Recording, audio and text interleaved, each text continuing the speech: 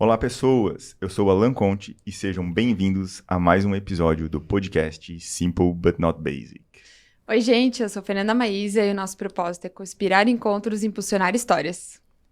O SBNB ele foi criado para compartilhar histórias de pessoas que inspiram, pessoas que se conectam e estas pessoas que são simples, mas não básicas. Gostaríamos de agradecer todos os nossos amigos, nossa família, nossos parceiros e, em especial, nosso parceiro Ricardo Rames, da Caribou Filmes. Aí, Ricardo, nós.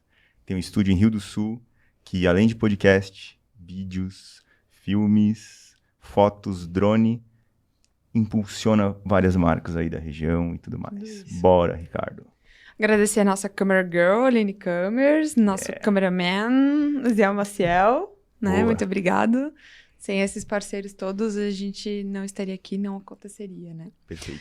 E hoje, nesse episódio, mais um episódio do SBNB, Priscila e Felipe da Mag Embalagens, muito obrigado por estarem aqui com a gente hoje, né? Desprender esse tempo de vocês de estarem aqui com a gente nesse episódio. Sejam muito bem-vindos à Mag Embalagens, que atende toda a região do Alto Vale e também todo o Brasil e, quiçá, a América Latina e coisa errada, né? Com embalagens, e a gente vai entender mais como é que é esse mercado deles, como é que funciona tudo isso. Então, sejam muito bem-vindos e obrigado por estarem aqui. Imagina, obrigada a vocês pelo convite, a gente que tá feliz. A gente é sempre muito feliz, a gente tá sempre muito feliz quando pode ser ouvido, né? Então, isso é realmente muito legal. Ah, muito bom. É isso aí, obrigado pelo convite. É sempre bom estar conversando, falando sobre empreendedorismo e coisas, então é isso aí, obrigado. Show. Eles foram super bem indicados, né? Super. Teve, assim, uma lista de galera que indicou. Não foi um só. Não foi um só, foi várias pessoas que indicaram. Chama o Felipe, chama a Priscila, Verdade. chama a galera. Chama eles, porque realmente, vocês foram muito indicados por vários empreendedores aqui da região. E falaram, porra, eles têm uma história muito massa pra compartilhar. Então, a gente tá ansioso. Hoje a gente tá aqui na figura de Priscila e Felipe, né? Mas eu comentei com o pessoal hoje à tarde, hoje à noite a gente vai gravar um podcast aqui em Rio do Sul, vai falar um pouquinho da Mag, né? Então vai ter um podcast falando da Mag hoje. Puxa, mas que horas que a gente vai? Então a gente trabalha num conceito muito de coletivo, né? Então a equipe toda se insere, né? Geral queria vir, não rolou, logicamente. Mas todo mundo se sentiu, peraí, então vamos tudo? Que É legal. isso? Quantas pessoas são? São 13 pessoas. 13 Uau. pessoas, A gente trabalha num modelo muito enxuto, assim, né? Mas a gente faz aquele tipo de liderança onde a gente vê tudo de forma muito coletiva. Então, realmente, somos uma equipe, não tem... Logicamente, temos uma hierarquia, temos o nosso modelo de trabalho, mas é uma coisa muito humanizada e que coloca muito o coletivo de fato, né? Então, a galera realmente sente que faz parte, todo mundo queria estar aqui, né? Ai, que legal. Que massa. A Mag não tem só uma cara, tem 13, Sim. então todos eles estão sempre aparecendo nas redes, então eles se sentem parte disso. Uma cultura bem forte, né? O coraçãozinho da Aline até acelera, né? Que a Aline é A pessoa de pessoas. pessoa de pessoas, né? Então, até dá um sorriso no rosto. Isso é legal, né? A gente sempre fala que a cultura como estratégia no café da manhã, né? Então, se uma empresa não tem uma cultura sólida, uma cultura que é focada em pessoas, não tem como ela crescer, não tem como ela desenvolver uma estratégia massa. Então, fico muito feliz de saber dessa cultura, desse engajamento, dessa cocriação, né, da Mag, que não é só Felipe nem Priscila, né? São 13 pessoas aí co-inspirando essa marca. E a Mag, que é famosinha pelo seu sextou, né? A gente tem uma equipe de pessoas muito artísticas, assim. O pessoal tem um perfil bem legal. A gente tem um que é compositor e rapper. A gente tem a outra que é cosplayer. Não sei exatamente como falo, mas é do cosplay. E o sextou, né? A gente procurando oferecer para as pessoas um ambiente de trabalho mais legal, um clima mais bacana. E também permitir que elas descansassem um pouco mais. A gente ajustou a nossa jornada. E na sexta-feira elas trabalham até às 13. Então o sextou começa às 13, a galera sexta-feira tá louquíssima, animadíssima e sextou a partir das 13, né? Então, atualmente, para recrutar pessoas, isso tem sido um ponto extremamente positivo. Todo mundo quer um sextou às gosta. 13, né? Ó, com certeza. Aí os colegas de outras empresas dizem, e a gente que lute, né? Que não vai contratar desse jeito. Muito Verdade. Tem uma fala, né? Acho que foi o Eziel que mandou, né? Se tu tá trabalhando sexta à tarde, é que tu é desorganizado ou o quê? bom. O Taliso. Ou tá liso. Exatamente.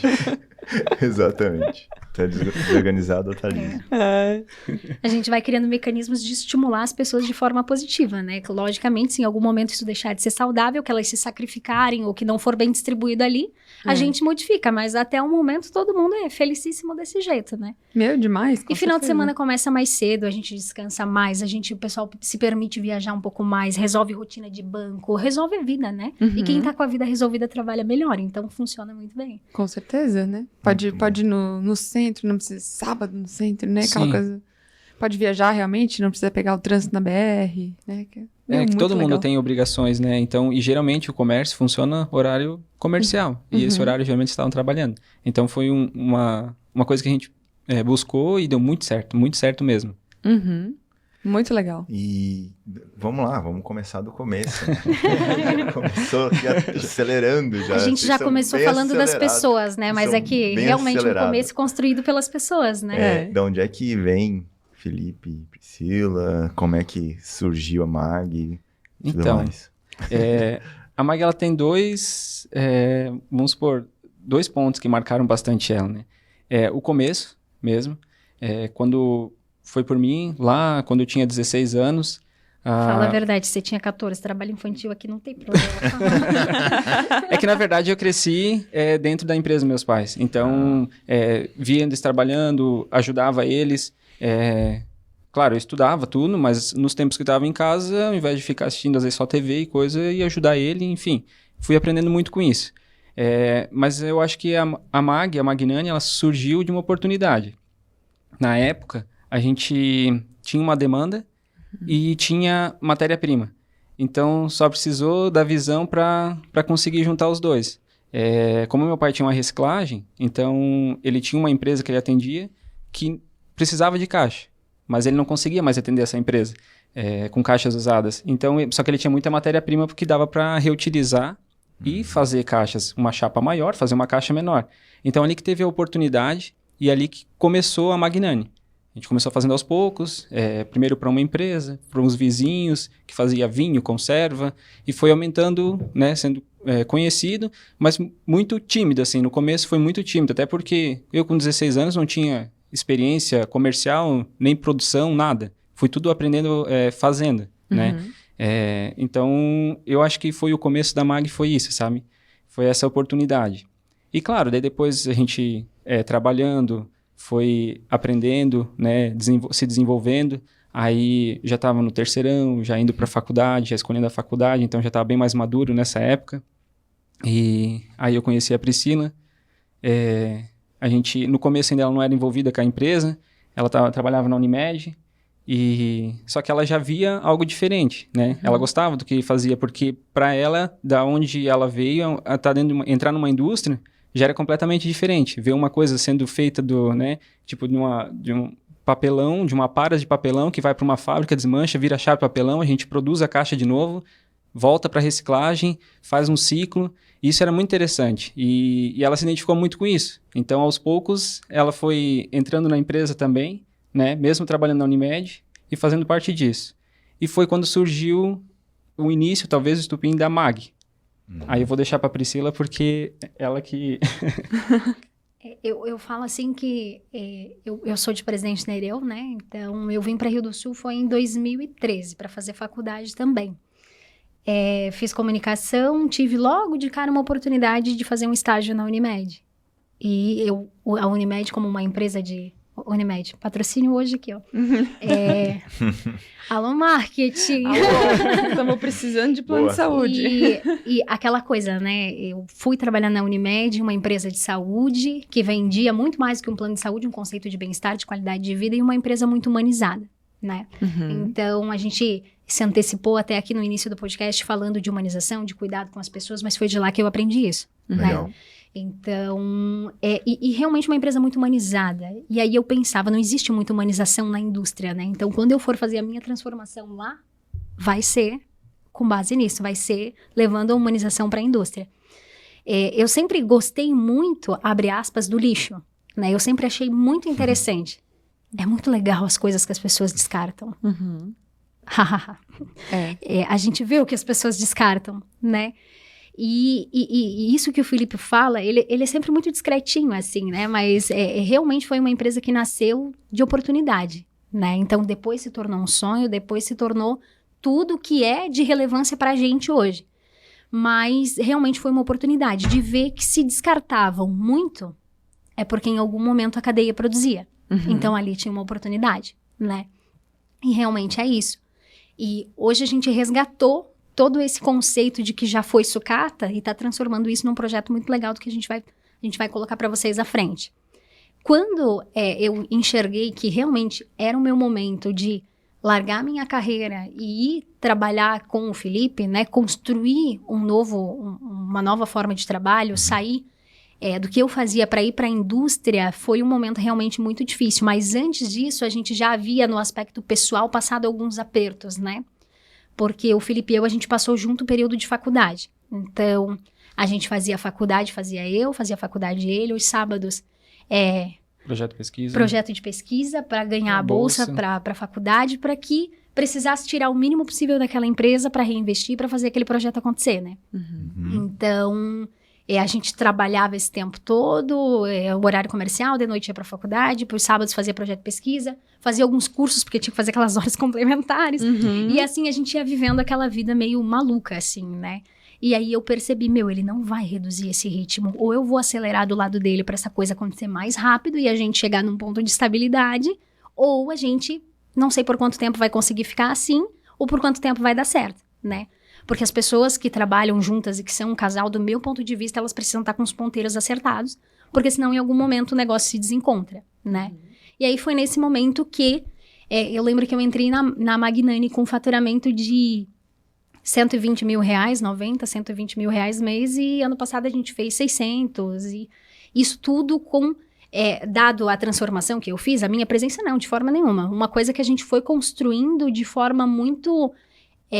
de forma lenta, né? O pessoal hoje dos pequenos negócios se espelham muito nas empresas maiores com o momento atual daquela empresa, né? Mas muitas vezes acabam esquecendo que começou pequeno, que foi lento, que precisou ter persistência, que levou tempo, de fato, né?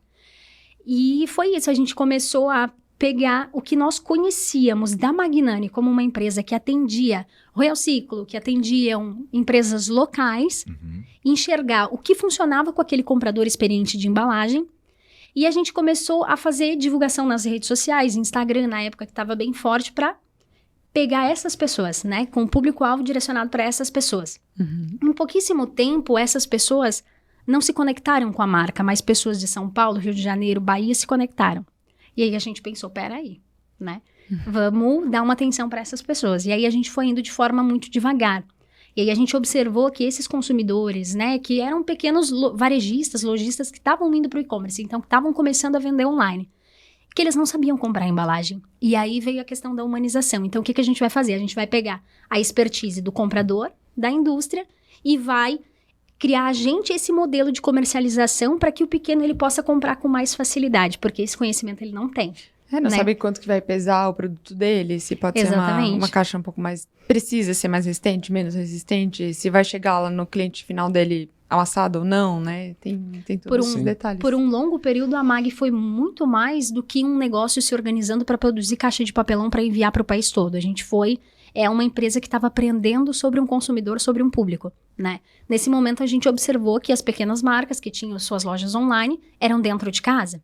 E que a indústria de embalagens tradicional pedia uma tiragem mínima de 1.000 unidades. Em que lugar que essa pessoa ia colocar 1.000 unidades, 1.000 embalagens? Em que lugar? Se ela tocava esse projeto dentro do quarto dela, na casa dela, né? A pessoa começando, onde é que ela ter recurso para comprar 1.000 embalagens, né? Então, é espaço físico, dinheiro, e a gente sabe que no começo do negócio, geralmente a pessoa compra hoje, já tem que vender para daí comprar, né? E aí que a gente começou a formular um modelo de negócio sustentável. E quando eu falo sustentável, não é só no aspecto ambiental, no aspecto econômico, né? Que é uma coisa que os pequenos, por sua vez, não tinham muito conhecimento. A gente está falando de 2, 3 anos atrás. E é isso, da gente permitir viabilizar tiragens acessíveis, né? A gente está falando de uma embalagem da categoria de transporte, uma caixa de papelão para quem vai enviar na logística nacional, na exportação. Mas mais do que isso, a gente está falando do empreendedorismo no Brasil, né? Então, hoje a gente enxerga que a gente tem duas unidades de fabricação em Rio do Sul de caixas de transporte, mas o nosso negócio não é esse. O nosso negócio é fomentar o empreendedorismo, o nosso negócio é impulsionar esses lojistas, porque a proporção que eles vendem, nós vendemos também, né? A gente fala que a MAG é um termômetro da economia, assim, né? Porque a gente sabe quando cada uma das marcas está bem ou não está, em qual que a gente tem que atacar com educação, com informação, porque de repente aquele negócio não está comprando muito, porque não está vendendo tanto, né? Então, a gente tem sempre esse modelo de negócio, né? Vocês atendem, então, tipo, ateliês, pequenos artesanatos também, né? Tipo, tem vários marketplaces hoje que pessoas em casa vão costurar ali, fazer suas costuras, colocam lá, tipo, Elo 7 e tudo mais. Então, eles também precisam de embalagens, né? Só que eles não conseguem comprar 1000 embalagens. A gente conseguiu se conectar tanto com esse público de artesãos que no ano de 2019, final de 2019, o Elo 7 procurou a gente, né? Então, o Marketplace, que ano passado foi vendido por alguns bilhões, nos procurou para fazer uma loja oficial de embalagens. Então, hoje a gente tem o site da MAG, que a gente vende, e a gente tem o Elo 7 Embalagens. Então, hoje nós somos detentores do Elo 7 Embalagens, que é onde a gente produz e a gente despacha. Então, mais do que hoje uma fábrica de caixa de papelão, a gente já é quase uma unidade de full fightman numa empresa de logística, né? Então, a gente acabou desenvolvendo uma expertise em logística muito grande também nesse caminho. Então, não é só a caixa, é a logística. E quando o Elo 7 procurou a gente, alguns anos atrás, a gente pensou, puta merda, esse negócio tá... o povo tá vendo isso, hein? Vamos, né? E realmente, de lá as portas começaram a se abrir, assim. O que a gente queria, a gente conseguia, logicamente, de forma extremamente justa e respeitosa sempre, porque os valores que a gente tem de pequeno, a gente não abandona conforme a gente cresce, né? E aí, a gente, mais adiante, foi procurado pela Klabin também, porque eles queriam aprender com o nosso projeto para aplicar num modelo semelhante. E eu sempre digo que a gente está sempre de porta aberta para receber qualquer pessoa que queira conhecer o nosso processo.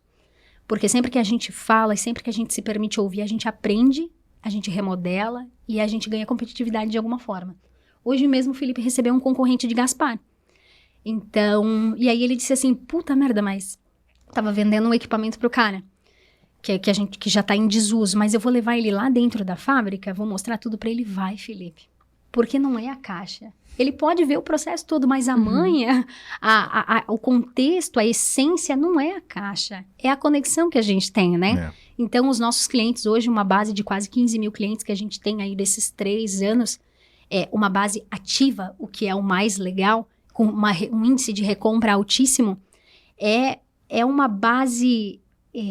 que está espalhada por todo o país, mas é uma base de clientes que a gente explora ela todos os dias, a gente acompanha, a gente conhece de verdade essas pessoas, e eles sentem que eles fazem parte da comunidade da MAG, né? Então, assim como os colaboradores já têm essa sensação de pertencer, os clientes também têm, eles já sentem que eles são uma comunidade. E a partir do momento que você cria uma comunidade com seus consumidores, você começa a precisar se preocupar menos, né? Então, as coisas, elas se tornam mais sutis, assim. Exato. Eu acho que tudo isso se resume numa palavra, né? Cultura. Cultura. Né? Tanto para dentro, dos colaboradores, quanto para fora. É quando a gente tem uma cultura forte dentro da empresa, que as pessoas realmente se sentem pertencentes e a empresa tem esse olhar do pertencimento, de cuidar das pessoas, de cuidar da necessidade das pessoas, isso reflete, transborda os muros da empresa, né? Eu acho muito legal dentro do site da MAG, como tu falou, né? A gente cuida realmente do pequeno empreendedor. Porque, eu comecei a, não sei, fazer algum artesanato. Tem a caixinha, tem o papel seda, tem o laço, tem o, né, esqueci o nome, o carimbinho. Então, tu tem todo o kit para vender o teu produto da melhor forma, para criar essa experiência, para entregar, para agregar valor ao teu produto, porque quando tu compra no e-commerce, tu já tá esperando pela experiência, né? Que Sim. a pessoa vai te mandar, o que vai vir um recadinho, o que vai acontecer, né? Então, vocês já entregam esse kit experiência. Sim. A gente sabe que uma grande barreira do varejo online é o frete, né? Uhum. Então, o que a gente está sempre muito atento é buscando oferecer o máximo de soluções que essa pessoa que faz envios precisa dentro de um site só para que ela pague um frete só. Porque, querendo ou não, na grande maioria dos marketplaces que você compra hoje, você vai pagar um frete para produto A, outro para produto B e outro para C. E o que a gente quer é, lá dentro do site da MAG, ter todo o conglomerado de itens que a pessoa precisa para oferecer uma experiência de entrega legal, né? E isso contempla papel seda, isso contempla a fita que vai fechar a caixa, a embalagem em si, né? Perfume. E o perfume da embalagem. E o que a gente faz muito é que caixas de papelão nós produzimos, né? Os envelopes que tem lá, que é uma alternativa que muita gente usa porque acaba sendo mais acessível do que a caixa e porque pede menos espaço de armazenamento, a gente não produz. O perfume de embalagem, a gente não produz. Mas quem produz? A Sorro produz, que é uma marca autoral, uma marca local, um pequeno negócio, e que a gente, dentro desse conceito todo de economia criativa e de fomentar outros negócios, a gente não quer trazer tudo pra gente a quer trazer pra gente essas outras marcas. Né? Colaboração, parceiros, Exatamente, né? colaboração, né? E aí, tem carimbo lá. Carimbo a MAG produz? Não, a MAG não produz, mas a Mega Birô produz, né? A Mega Birô tá aqui em Rio do Sul, a Sorro tá aqui em Rio do Sul. Então, essas marcas a gente trouxe para dentro do nosso site com uma linha que a gente chama de afetiva, né? Um tempo atrás, um grande player procurou a gente e disse assim, como é que funciona? A gente quer aprender com esse projeto de vocês de item padrão. Aí a gente já disse assim, o primeiro aprendizado que você tem que ter é que não é um item padrão. Você pode vender um item padrão, mas a gente vende um item afetivo, que é um item que vai ter uma identidade padrão, mas uma identidade construída por um profissional especializado e uma identidade que agrega uma experiência muito afetiva, porque afeto é tudo, né? Principalmente quando você compra online, qual é a palavra? Afeto. Você quer sentir que alguém preparou aquele negócio, aquela caixa com todo cuidado para você ter a experiência quando você for abrir. Muito mais do que proteger o produto, né? A gente sabe que faz tempo que as caixas não são mais só para proteger o produto que tá dentro, e sim para criar a experiência. Criar a experiência, com certeza. O pessoal da Cacto Azul faz upcycle afetivo.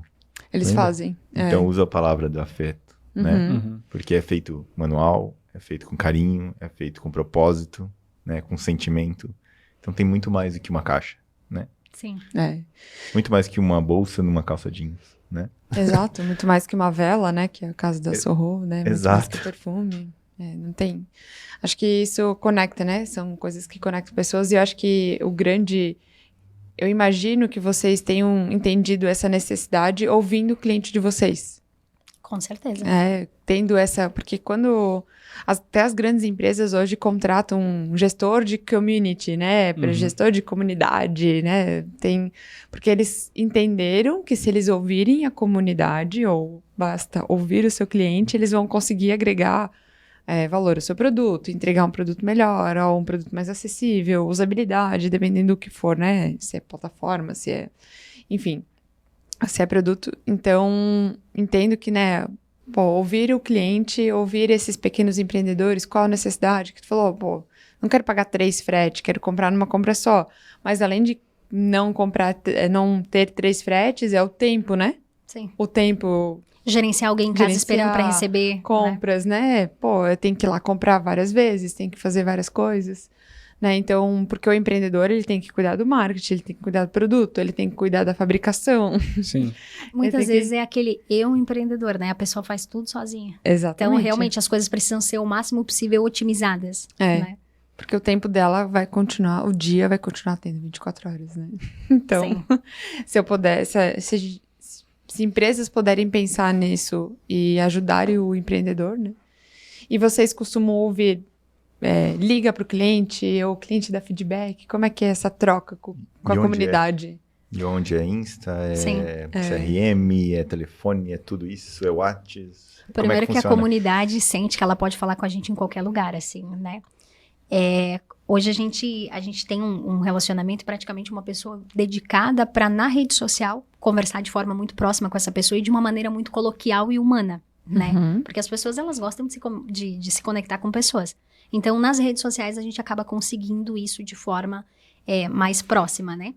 E a gente tá sempre colocando, assim, nas conversas, a gente tem um tom de informalidade, aquele tom de conhecer, de fato, a história daquela pessoa e como que funciona o universo dela, a grade os problemas dela, mas sempre colocando para aquela pessoa de que a gente consegue fazer tudo isso de forma bastante otimizada, porque tempo é um ativo muito precioso, né? E a gente enxerga que a nossa postura é sempre muito educativa. Então, a gente sempre quer deixar né, um aprendizado para o empreendedor. Então, a gente sabe que muitas vezes tempo não falta, 24 horas, tantas trabalhadas, tempo não falta, mas o que falta é a gente se organizar e priorizar determinadas coisas, né? Então, a gente tem essa postura de dar a liberdade para o cliente falar. A gente escuta ele, a gente gosta de conversar com ele, mas a gente tem um ponto de limite nisso também, né? Para que não seja uma proximidade exagerada, para que tenha um ponto de respeito e para que a pessoa consiga também enxergar esse modelo para o negócio dela, né? Porque quando a gente levanta as dores dos pequenos negócios, a gente observa que na grande maioria deles é atendimento, é a dor deles. Lidar com o consumidor que é exagerado, aquele consumidor abusivo muitas vezes. Uma das grandes dores que a gente já levantou em pesquisa é com relação aos abusos dos consumidores, né? Então, isso faz com que muitos pequenos desistam dos seus projetos. A gente já pegou esse indicador também, né? E é isso, assim, a gente tem uma comunicação bem próxima com eles, a gente tenta cada vez mais, mas a gente tem limites também, né? Felipe, e a gente acha que são importantes. E partindo para dentro da empresa, porque isso é coletar informação. E partindo para dentro da empresa, a gente parte para pesquisa, ver o que o cliente quer e o que a gente consegue fazer com o nosso processo, com o nosso produto. Muitos clientes, né, eles vinham pedindo para a gente uma caixa totalmente personalizada, assim, com impressão chapada e coisa e tal. E a gente olhava assim, mas isso aqui é uma impressão gráfica? Não é uma impressão de uma caixa que a gente consegue fazer flexográfico, né, que é uma embalagem mais voltada para o transporte, que é uma embalagem mais resistente. Então, a gente começou a pesquisar e ver no nosso processo o que a gente conseguia fazer. E a gente criou, até com isso, a gente conseguiu criar produtos que são inovadores, que não tem no mercado, que a gente foi pioneiro. Essas caixas coloridas, no modelo de transporte papelão do lado, a gente foi o primeiro e-commerce de embalagem assim, conhecido a lançar isso. Depois, claro, veio a concorrência porque eles sabem que eles notam a gente, né? Mas, enfim, a gente que lançou isso. Então, teve mais coisa. Quando a gente começou, foi a tiragem baixa, que nem a Priscila tinha comentado. Mas, para isso, a gente foi lá em São Paulo, a gente viu os concorrentes, viu o que eles faziam. A gente vende caixa, eles tinham galpões enormes, assim, com vários modelos de caixas, vendiam tudo fracionado, 25, 10, da forma que tu queria. Mas caixas lisa, sem nenhuma impressão, sem a marca da pessoa. Então, a gente já produzia aqui, em Rio do Sul, para os clientes locais, em baixa tiragem, 100, 200, com a logo dele. Então, poxa, se a gente faz isso aqui, por que a gente não pode fazer para o cara de São Paulo, né? Então, a gente foi entendendo a dor do cliente e trazendo para dentro do nosso processo o que a gente consegue fazer. Então, surgiu essas caixas coloridas, a tiragem mínima, a gente começou com 100, hoje está com 50. Então, a gente faz caixa personalizada com a logo a partir de 50 caixas. Todas essas caixas coloridas, elas podem levar personalização. A pessoa consegue carimbar em casa, ela consegue dar, né? Ela consegue transformar com adesivo. Então, quando a gente foi a São Paulo, a gente percebeu, né, nos grandes centros, que ou a caixa ela era parda, ou a caixa ela era branca. Era isso. Ou era lisa, ou ela era impressa. E aí, em primeiro momento, a gente criou a caixa afetiva, que é uma caixa com impressão padrão, né? Então, as pessoas queriam comunicar aquele momento de viva, chegou, uau, foi embalado com carinho, com cuidado, pensando em você. E assim a gente produziu um modelo de caixa que vendeu em mais de 1 milhão. É uma caixa padrão, né? Então, centenas, milhares de marcas pelo Brasil têm aquela embalagem. Mas o fato dela ser uma embalagem padrão não faz ela ter uma expressão visual menor. Imagina, a pessoa complementa aquilo com o adesivo da marca dela, com o bilhetinho que ela faz à mão, com o carimbo que ela coloca no interior. E se fosse para ela personalizar uma caixa, né, uma embalagem de transporte, com aquela identidade, com todo aquele layout personalizado que a gente conseguiu trazer de forma acessível, porque a gente produz em uma escala gigantesca, né? Ela não conseguiria. Então, os nossos produtos afetivos, eles nada mais são do que produtos com uma impressão padrão, com um modelo padrão, um criativo que a gente desenvolveu com base em estudo de design e por aí adiante, para que os consumidores conseguissem comprar em baixa tiragem e ser alternativa ao produto só liso ou o produto personalizado que não era do acesso de muitos. E é aquela coisa também, né? Uma embalagem personalizada, muitas vezes para quem está validando um negócio, não é uma coisa muito sustentável. Porque dezenas de marcas mudam o nome, atualizam logomarca. E aí, vamos jogar tudo isso fora? Vamos descartar tudo isso? Não, né? Então, vamos fazer uma compra de embalagem mais consciente. Vamos personalizar com coisas que a gente consegue mudar aqui, tendo um impacto menor, né? Porque, pra gente, a MAG nada mais é do que um negócio que atrela lucro com propósito. A gente quer lucro, a gente precisa, logicamente, é um negócio, mas a gente enxerga que não precisa ser o lucro ou propósito. Dá para ser lucro com propósito, né? E isso base não da economia criativa. Exatamente. E isso não é só dentro do nosso negócio. Tudo em absoluto que a gente faz, a gente quer ecoar para os nossos clientes, para que eles adaptem aos modelos de negócio deles, né? E eles vêm e falam pra gente, eu tenho a MAG como referência, eu quero saber como é que é, me conta mais. Então, a gente tem muito o nosso processo aberto, porque as pessoas nos veem como uma referência, como uma inspiração, né?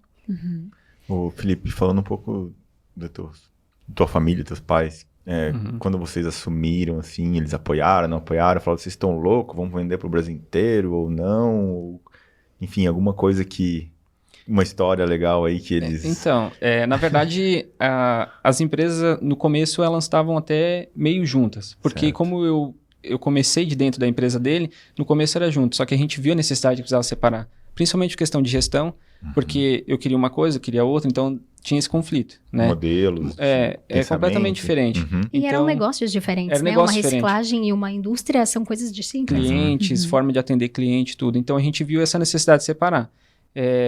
Não vou dizer que não teve resistência, porque quando tem uma mudança, as pessoas, né, dói, né? Quando precisa mudar alguma coisa assim. Mas eles apoiaram também. Ah, tá, tu quer seguir? Então vai. A gente continua com o nosso aqui. Tanto que eles são parceiros nossos. Nós somos o maior cliente deles. O resíduo que a geração de gente resíduo. gera, eles coletam. O transporte que é feito das empresas aqui na região. Então a gente tem eles que transportam. Eu não comprei caminhão para mim transportar. Se eles têm o caminhão que vai buscar o resíduo das outras empresas, então quando eles vão, geralmente eles vão vazio. Então eles podem levar as nossas caixas e entregar. E voltam com o caminhão cheio com o resíduo para eles. Então isso também acaba gerando economia para eles. Então assim, a gente tem uma relação muito boa, sabe? Eu acho que não teve problema. Então eles têm orgulho assim do que a gente faz, né? Estão sempre junto com a gente quando tem desde da época do prêmio de inovação, eles estavam lá com a gente. O meu sogro e a minha sogra são sempre os primeiros da plateia. Sempre assim. Apoio bastante. Que legal. Agora, até recentemente, teve o prêmio A Comenda Jovem Empreendedor, que na verdade foi do ano passado, mas daí por conta da pandemia eles entregaram esse ano, então, né? Então, bem legal, eles estavam lá também. Esse a gente conseguiu levar daí um monte de gente lá da empresa, então foi bem bacana, foi bem legal. Que legal. Nossa, parabéns. E essa, né, a vivência ali junto com o teu pai na reciclagem te deu talvez a parte técnica da caixa, né? Na verdade, a questão assim... do papelão. Então, eu acho que a parte técnica eu tive que correr muito atrás, porque nem eles conheciam, porque eles pegavam a caixa pronta. Então, quando veio, assim, contando, né, um pouco de como era no começo, eu abria uma caixa de papelão e botava na máquina assim para ver, como é que eu vou fazer agora isso? Então, posicionava as peças de acordo com aquilo lá. Nem as medidas, assim, tinha feito, ordem de produção, nada. Então, isso assim, fui aprendendo. Muita coisa do que tinha, eles sabiam da caixa pronta lá para o cliente. Mas do processo, foi muito aprendizado meu, assim, de ir atrás, buscar com o outro, que sabia que trabalhava numa fábrica de uma empresa concorrente. Então, ele, que era vizinho nosso lá, ele veio um dia lá e mostrou, não, tu faz assim, assim, e tá pronto. Aí, então vamos fazendo. No começo, daí saiu um pouquinho torto, né? Enfim, mas aí vai aprendendo. Testando e errando, testando e errando. Né? Então, foi muito no começo, foi assim, né? E daí, as coisas diferentes que a gente fazia. Então, a gente pegava muito esse resíduo, aí coisa que nenhuma empresa aqui da região fazia, e a gente conseguiu dar escala para isso lá no começo, porque tem algumas pessoas que às vezes usavam uma caixa maior para fazer uma menor, mas faziam 100, 200 caixas. A gente conseguiu, assim, fazer milhares de caixas, porque tinha matéria-prima, a gente tinha relacionamento com outras reciclagens fora de Rio do Sul, de Gaspar, né, Lontras, vários lugares, e lá a gente conseguia ir conversando com eles, tu tem desse tipo de material, eu preciso desse tipo, separa para mim que eu te pago mais no quilo. Aí era uma época que talvez o preço do papelão estava baixo, então tu oferecia um pouco mais, eu ainda tinha muita margem ainda em cima, porque eu estava, em vez de comprar material novo, estava pegando usado e fazendo uma caixa compatível com o novo.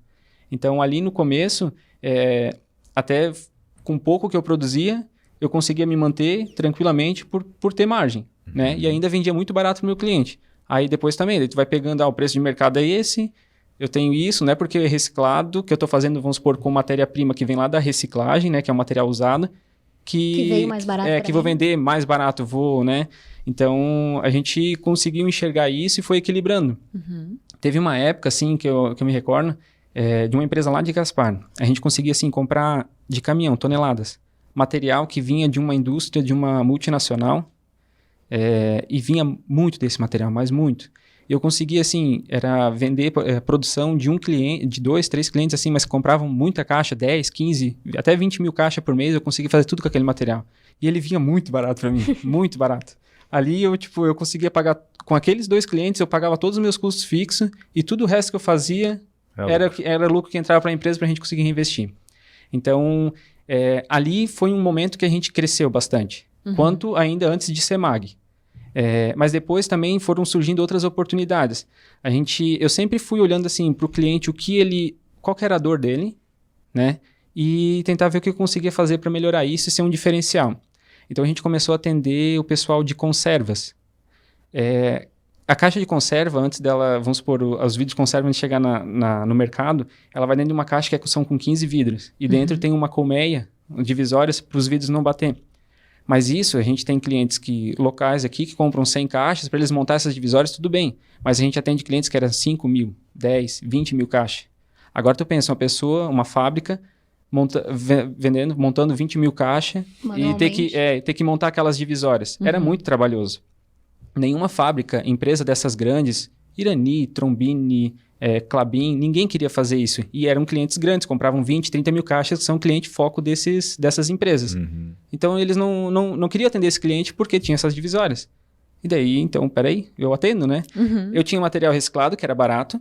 Então, eu criei um processo, eu criei um equipamento para sondando, assim, pesquisando na internet, vendo com o cliente. Até tinha um cliente, assim, que ele era meio de criar umas coisas assim também. Então, ele criou uma coisa parecida, eu adaptei, automatizei. Meio professor Pardal, assim.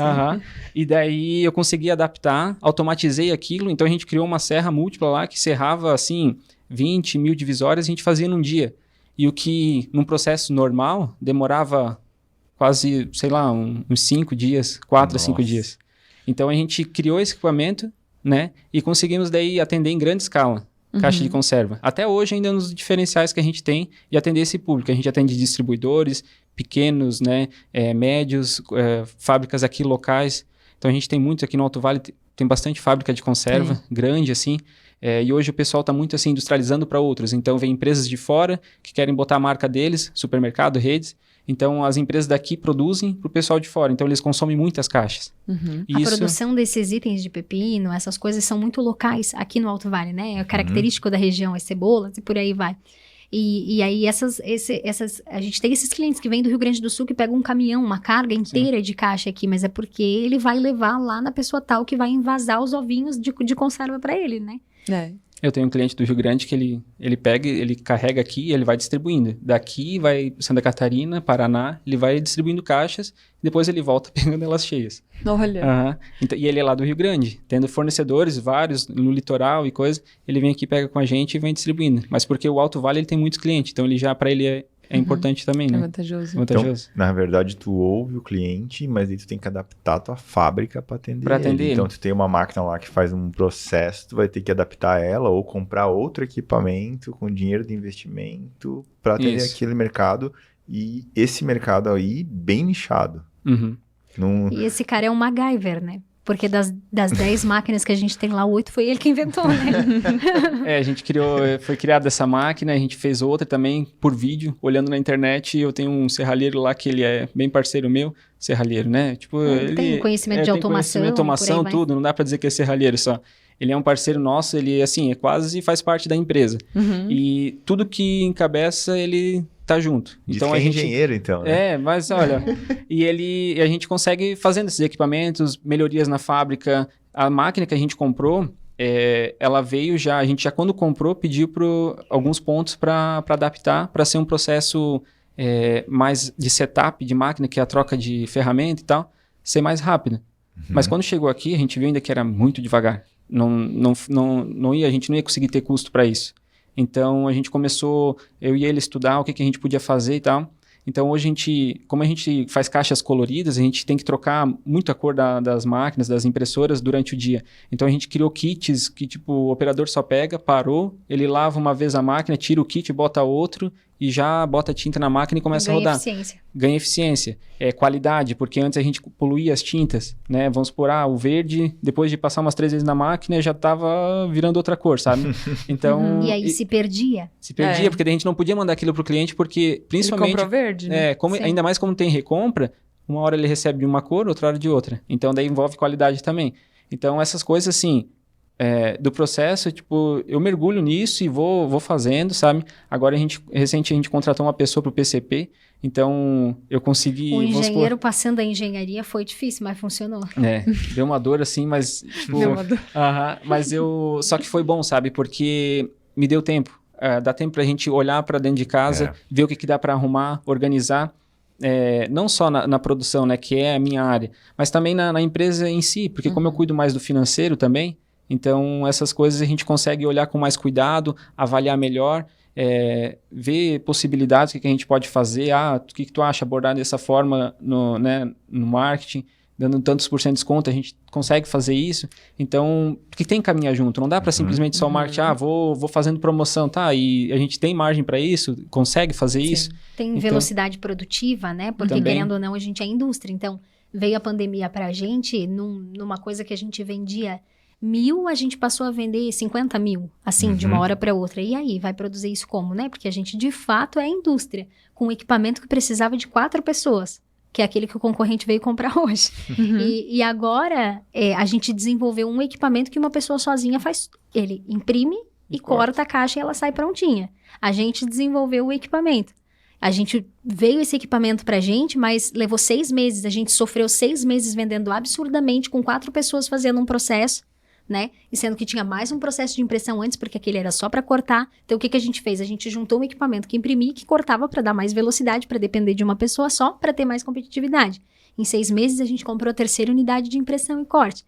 Então, a gente apanhou, a gente sofreu muito, mas a gente foi buscando tecnologia, né? Por quê? Porque era em meio à pandemia, o negócio estava crescendo exageradamente. A gente precisava acompanhar produção, precisava sair um produto de qualidade. A gente precisava estar atento às nossas margens, atento a oferecer mais condição de pagamento, a ter uma logística eficiente, mas a gente não podia perder também de estar dando eficiência para o nosso processo, né? Então, essas dores... Até uma coisa que a gente fala, né, que tipo, a gente trabalha com itens personalizados, mas a gente padronizou o personalizado. Desde a compra, lá no cliente, quando ele vai comprar no site, ele vai escolher o tamanho da caixa que ele quer, a cor do papelão, a quantidade, a impressão ele vai subir já logo, aonde que ele quer a posição centralizada, mais para o lado, qual que é a cor da impressão. Então, todas essas informações elas já vêm para nós padronizada e a gente tem um processo que flui muito bem. Então, entra o pedido, o designer já monta o layout, manda para o cliente, ele aprova, já vai para a produção. Na produção, como a gente tem uma grade já de medida de caixas, cores de tinta e coisa, então já é mais fácil para estar colocando para fluir na produção. Então, são pequenos detalhes que às vezes a gente quer abrir para o cliente fazer tudo, mas não dá. Ou tu faz, não pouco, mas ou tu faz o básico, né, para conseguir atender ele com uma experiência legal. Um produto legal, diferenciado, já diferente, completamente diferente do que tem no mercado. Então, a gente conseguiu padronizar isso, padronizar o personalizado. A gente meio que ensinou para o mercado que é possível padronizar o personalizado, né? Assim como a gente diz sempre para os nossos clientes que o artesanal, o feito à mão, continua sendo feito à mão se não for pela mão dela, para que ela possa dar escala para as coisas, né? Então, são as dores, as dificuldades que a gente tem para se soltar de algumas crenças, né? Então, a gente padronizou o personalizado, e isso tem feito uma diferença muito grande no nosso processo, né? A gente é muito baseado em números. O pessoal que trabalha com a gente diz assim, Pri, temos X problema. Aí o outro do lado já diz, tu trouxe os números de quanto que isso significa, ou qual que é a representatividade disso, porque eu vou cobrar os números. E a partir do momento que o Felipe conseguiu se liberar de algumas coisas, conseguiu delegar determinadas coisas, o que é extremamente importante, sobrou muito mais tempo para que a gente fosse gerencial, né? Estratégico, né? Exatamente. Eu sou uma pessoa que sou da área da publicidade, da comunicação, de uma área muito criativa. Mas eu me identifico muito com os números. Aprendi a me identificar muito com os números porque eu sei que eles são a base de absolutamente tudo, né? E a gente precisa, de fato, conhecer os nossos números. Hoje, quando a gente fala da MAG, que é um e-commerce, a gente vende praticamente 100% só pelo nosso site. Ah, mas não dá para mandar um WhatsApp lá e fazer um pedidinho?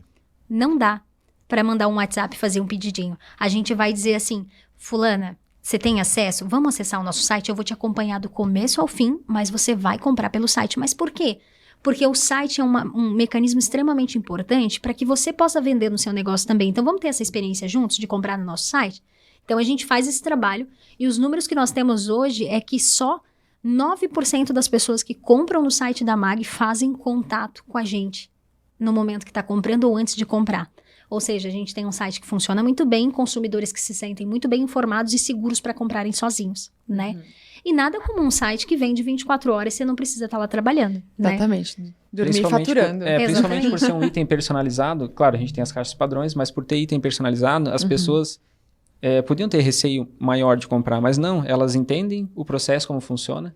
Então, as coisas fluem, acontece. Tem uma usabilidade boa, né? Então... Sim. A gente teve agora, final de ano, né? A MAG tem um perfil de ticket médio alto, né? A gente teve aí agora no final do ano, e é uma coisa muito comum, pedidos no site de 17, 20 mil reais. Isso são coisas muito incomuns do universo do e-commerce, né? Mas pra gente já é uma coisa que é natural, e a gente sabe que vai ter aquele que vai começar comprando 50, depois vai comprar 100, um dia comprou 1.000, adiante vai comprar 3.000, e a gente precisa já oferecer, né, alternativas para essas pessoas. Então, hoje a gente tem uma ferramenta lá no nosso site, que é a Coin, que permite que a pessoa compre parcelado no boleto. Estava lá um dia o Felipe, na companhia do seu filho de 6 anos, assistindo, sei lá, 1, 2, 3 milhas que tu podia comprar, ou hotel urbano, sei lá, que tu podia comprar coisa parcelada no boleto.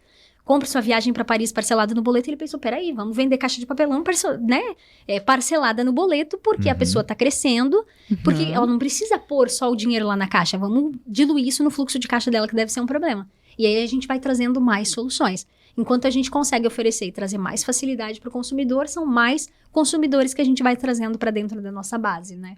A gente é uma empresa extremamente lucrativa. Quando a gente vê muitas empresas, startups, as empresas de tecnologia e uma cultura que é extremamente compreensível também, né? Do investimento a longo prazo, falar de engordar a base. Mas a gente fala de um negócio que é, assim, a paixão dos investidores, né? A gente fala de um negócio que saiu do local onde a gente tinha uma margem de lucro de 12%, muitas vezes menos do que isso, para ir para o e-commerce com uma margem que muitas vezes chega a 50% de produtos de ticket alto. Então, a gente está falando de um negócio extremamente lucrativo, né? E os preços das embalagens da MAG são super competitivos, porque nós somos indústria, né? Então, sai direto da indústria para o consumidor, mas são preços que existem hoje já soluções mais econômicas, mas o consumidor, ele entende que ele está comprando uma embalagem que tem um impacto positivo, né? Então, uma embalagem de papelão recuperado, que já foi sucata, isso sai hoje num selo impresso debaixo das caixas. Então, a gente percebeu em determinado momento que as pessoas começaram a colocar, tá, mas por que eu vou comprar a caixa lisa de vocês? Por que ela é diferente do outro? A de vocês custa um pouquinho mais. Por quê? Porque é uma caixa de papelão recuperado que já foi sucata. Então, a gente desenvolveu um selo para isso, a gente desenvolveu um site para isso. E esse é um dos nossos projetos para 2022, né? Porque essas embalagens aqui são produzidas com os resíduos da Royal Ciclo, da Neylar, da Cravil. Então, hoje, né, a reciclagem que é do grupo lá é uma empresa totalmente distinta da indústria de embalagens, mas nasceu daquela essência da sucata, né? Então, a primeira caixa lá que ele produziu foi de papelão que era de sucata. Então, a gente está comunicando isso hoje para as pessoas. A gente desenvolveu esse selo, a gente tem muita cultura de desenvolver, colocar para testar. Então, a gente desenvolveu o selo, a gente começou a imprimir ele nas caixas, porque aí não tem nada para comunicar melhor do que a própria embalagem com o selo. E, de repente, a gente está lá na rede social e passa um anúncio para gente, de uma marca dizendo que a embalagem dela tinha o selo. Aí vou eu lá e mando para o marketing. Gente, vocês fizeram um anúncio disso já, vocês nem me falaram nada, a gente não fez uma estratégia. Não, peraí. Foi o cliente que fez. O cliente achou que aquilo que tá embaixo da caixa falando que ela é de papelão recuperado, que já foi sucata, né? O selo já foi sucata, agregou tanto para a marca dela que ela pagou um patrocínio em cima daquilo. E aí a gente pensou, peraí, né? Então vamos focar nisso. E esse é um dos nossos objetivos agora para 2022, né? A gente vai fazer do selo uma ecotech e vai virar um negócio paralelo nesse ano agora que já começou, né? Então... E daí falando de marcas conscientes. Marcas que a Fê conscientes, quase não é. gosta de falar. Esse projeto dessa embalagem que a gente vê aqui é um marketplace que nasceu com a gente, né? O comprador nos procurou, falou o que era o projeto e disse assim, nenhum fabricante acredita no meu projeto. Vocês precisam me ajudar a desenvolver uma embalagem. Eu não quero comprar pouco, mas mesmo eu dizendo que eu quero comprar muito, eles não acreditam que eu vou vender a proporção do que eu estou estimando. Uhum.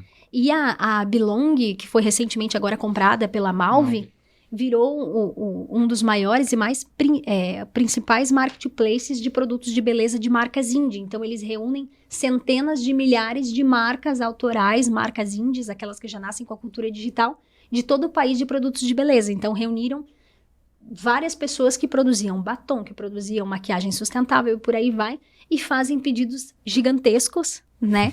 Mas foi necessário aquele momento da gente dar a mão e dizer, a gente vai ajudar vocês. A gente vai se ajudar, né? E são extremamente gratos, né? Já passaram de fãs da marca, né?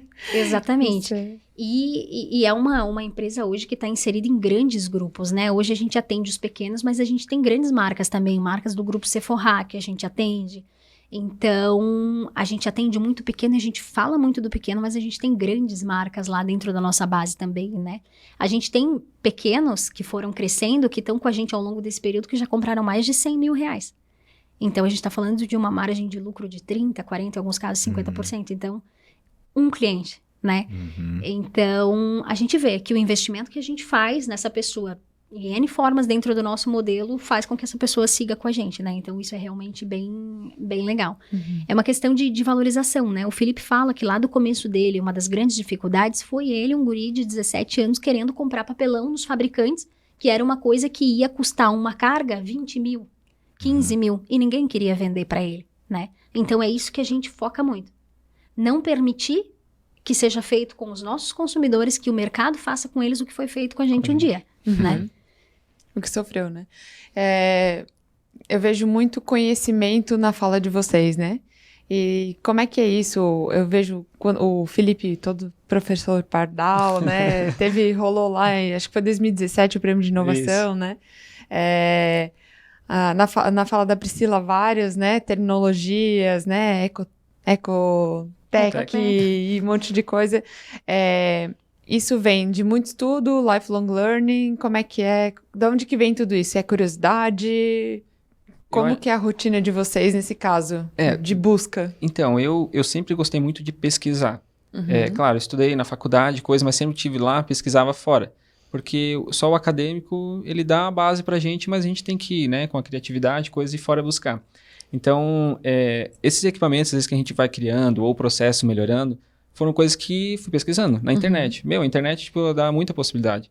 Até esses tempos eu tava participando ao vivo, lembra da feira lá da China? Uma feira em Xangai, não sei lá onde de lá. De um equipamento, uma impressora que a gente queria ver para, né, talvez para estar comprando ela e coisa. E daí tava o vendedor lá, ao vivo, mostrando para mim, ela faz isso, aquilo e tal. 3 horas da manhã. Então, assim, eu sempre busquei através de pesquisa. Eu vou atrás, né? Me interessa isso daqui, eu vou pesquisando nas horas vagas ou durante o serviço também, mas geralmente, quando eu tô tranquilo, tô pesquisando sobre aquilo. Eu acho que aquele é o meu momento de tá buscando esse conhecimento. Claro que tem algumas coisas que a gente, faz curso também. A gente fez aqui na Associação Empresarial, o PGVE, tem algumas coisas que a gente vai fazendo, a gente busca, porque sabe que tudo a gente não pode só buscar na internet, tem que ter um pouco de conhecimento mais embasado, né, pra gente conseguir isso. Mas é isso, sabe, um pouco correndo atrás e vendo as coisas, ser curioso. Na China tem muito live commerce, né, então não sei se vocês pensam em fazer isso também um dia, não, como é que tá isso, o cliente de vocês não acompanha ou nunca pediu, vocês podem ser pioneiro nisso ou não. Você já tem uma base bem grande, que estou vendo aqui no Instagram de vocês, 137 mil seguidores, é bastante gente, né? É um número bem legal, né? Claro, mas a gente está sempre lembrando... São métricas de vaidade, Exatamente. A gente sabe disso e tudo mais. Mas não somente isso, representa muito também, né? É uma comunidade, não precisaria estar ali, né? Então, talvez é uma oportunidade, live commerce, não sei, tem que botar a cara ali pra ver, tem que testar, né? Acho que não Sim. tem certo e errado, né? A gente vende um produto que não é de desejo, não é de desejo, assim, né? Você tá passando na internet, putz, uma caixa de papelão, vou comprar aqui porque eu tô precisando vestir uma. Não, pera, né? É um item de desejo, de necessidade. Uhum. Mas a gente tem percebido que cada vez mais a gente consegue, com isso aqui, despertar desejo nas pessoas. Não só mais a necessidade. A pessoa olha e pensa assim, puxa, mas roxinha eu não tenho, hein? Nunca vi isso. Acho que eu preciso. A cor do ano, né, Pantone? Obrigada, Com a vamos minha lá. logo. Com a minha Sim. logo. E aí a gente percebe que a gente vai além só de ser um bem de consumo de necessidade para ser um bem que desperta desejo, mas sempre com muito equilíbrio, porque consumo consciente pra gente é importante. Então, você não vai nunca largar de lado lá ou jogar fora o que você tem para começar isso aqui, né? Uhum. Então, realmente, assim, eu particularmente, Priscila, sou uma pessoa, assim, de consumo consciente. Pra mim é muito importante, né? E a gente observa o que vem de fora do país, que é o que a gente acompanha muito, é o que as marcas precisam estar atentas, né? Porque são lugares que estão à frente, que já viveram por muitas coisas que a gente vai vir a viver nos próximos 3, 4 anos. Então, é de lá que vem muita inspiração também, assim, né? Mas eu acho que não existe nada que inspire, que impulsione a gente pra frente mais do que a gente ser pai e mãe, né? Uhum. Porque eu acredito mais do que tudo, assim, que a gente é voz, né? E eu digo isso, que a gente é voz, porque a gente é filho de pais muito interessados em saber o que acontece com a gente, e a gente é somos pais de uma criança que também é muito interessado. Uma criança que fala de empreendedorismo com 5, 6 anos, né? Uma criança que sabe contar a história desse negócio melhor do que a gente. E que a gente sabe que ele é o futuro do país e que a gente precisa ser otimista e precisa fazer uma construção em cima disso. Então, é um menino que é extremamente atento a tudo que acontece no nosso universo e isso nos motiva muito, né? Então, nós somos pessoas nós somos bastante focados no nosso trabalho, muito.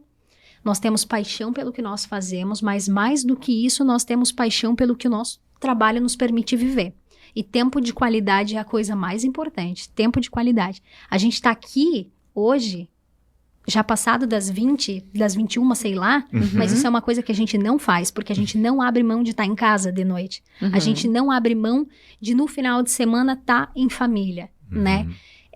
Eventualmente, lógico, a gente tem algum evento, algum compromisso, a gente vai com muito desejo, mas a gente foca muito em tempo de qualidade. Eu acho que essa é a luta de todo mundo, né? O pessoal vive falando, sem tempo, irmão, tem tempo sim, se planeja que dá. E é o que a gente fala. Para todo mundo que trabalha com a gente. Tem duas coisas que a gente não tolera. É a pessoa dizer que tem um problema, porque muitas vezes aquilo nem é um problema, mas você só aumentou aquilo na sua cabeça e dizer que não tem tempo. Se você não tem tempo é porque você não se organizou. Ou porque, de repente, a coisa assumiu uma proporção maior e você não comunicou, você não falou para trazer mais pessoas para aquele processo ou para evoluir aquele processo, Você né? não se planejou. Exatamente. Sim, exatamente. Então, é aquela coisa, né? O urgente se torna emergente, aquilo que você empurrou de um dia para o outro, amanhã vai ser uma emergência. Então, a gente tem muito esse mindset, assim, né? A gente é de viver plenamente.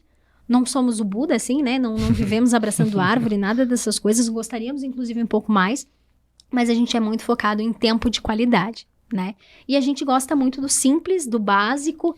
E a gente sabe que tanto o simples quanto o básico não são fáceis, né? E eu acho que isso é muito importante de se saber, porque o que envolve o universo da economia criativa, da sustentabilidade, muitas vezes é simples, né? É básico, mas é complexo de ser feito. Né? Exato. Por mais simples, muitas vezes mais complexo. O original é difícil, né? Quanto mais simples, mais sofisticado é. Exatamente. Sim, É o difícil. maior grau da sofisticação, né? Simplicidade. E esse é um modelo que a gente costuma viver, assim, né? Com bastante atenção plena. A gente fala muito, a gente explica tudo. Mais uma vez, vou dizer, né? A gente acredita que a gente é voz porque a gente passa 100% do nosso tempo explicando tanto para os pais quanto para o filho o que acontece, por que acontece e estimulando que eles se questionem. A gente estimula que o nosso filho de 6 anos se questione sobre as coisas que acontecem ao redor dele, mas a gente impulsiona tanto, se não mais, os nossos pais. Para que eles jamais cheguem em um nível de alienação. Jamais, né? Então, são coisas que a gente procura cuidar bastante. E a gente gosta de viajar muito, né?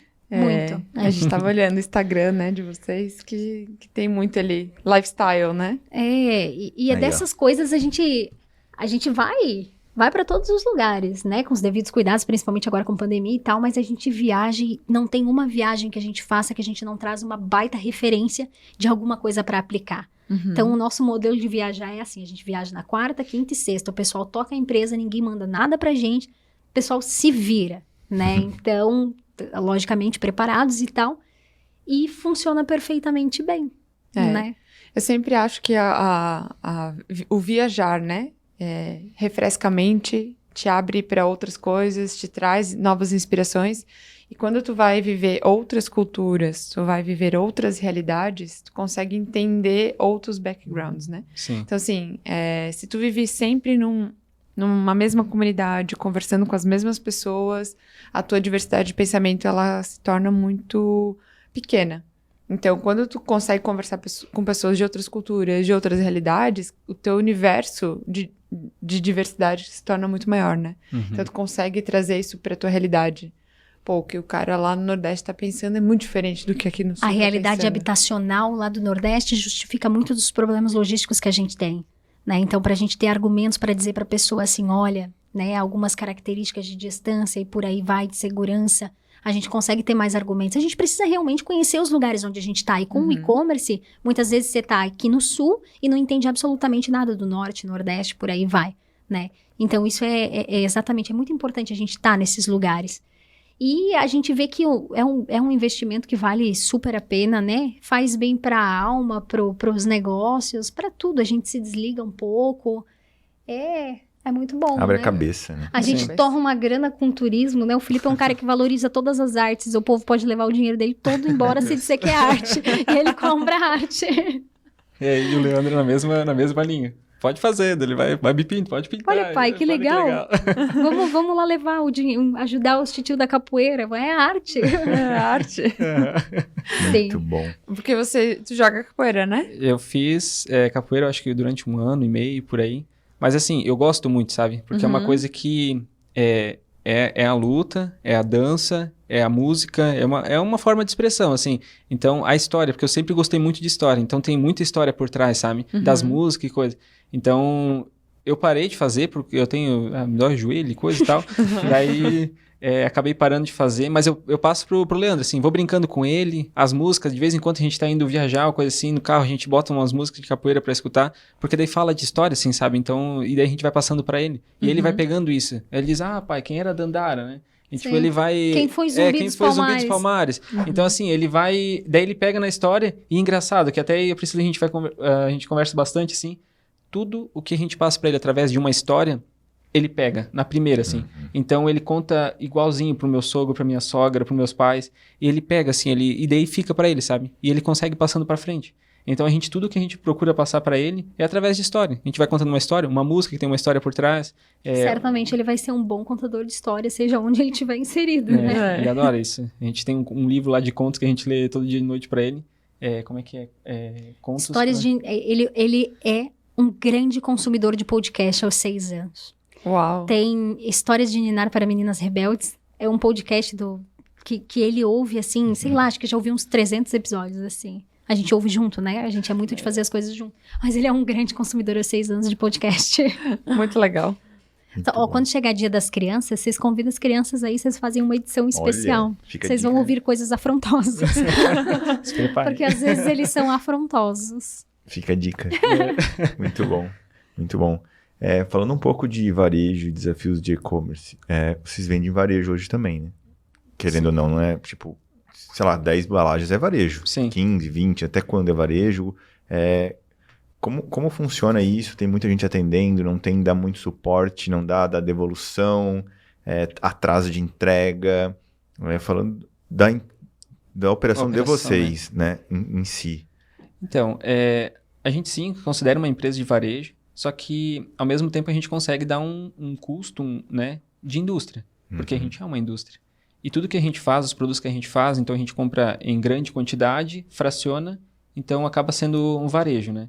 E vende para outro PJ, né? Isso, e vende para outro PJ, né? Porque daí geralmente nossos consumidores são empresas também, Ok. mas são pequenos empreendedores. Mas pode ser CPF também. Pode ser também, pode ser CPF também. É muito Acontece, comum. a gente já observou vários perfis que começaram como CPF, depois veio como um MEI e depois virou Que legal. um Eireli, por aí. Lá no começo era muito CPF, daí depois veio o MEI e tal, daí foi se difundindo e virou, daí as empresas, o pessoal começou a, não, vou separar. E isso é uma coisa legal também, porque eles acabam separando a empresa, né, do pessoa física, né? A gente vai acompanhando as maturidades, né? E é importante. né? Mas acho que o que vocês fazem é o que a maioria das indústrias querem fazer hoje, que é poder fabricar e vender para o consumidor final, Sim. Sim. né? E é muito difícil depois que tu já tem uma cadeia, depois que tem representante, depois que tu tem, sei lá, Um modelo de distribuidor, atendimento, porque é diferente. distribuidor, lojista e cliente final, aplicador e tudo mais, né? Então tem uma cadeia e vocês conseguiram já desde o início, cara, rompe tudo isso aí, vamos entregar direto.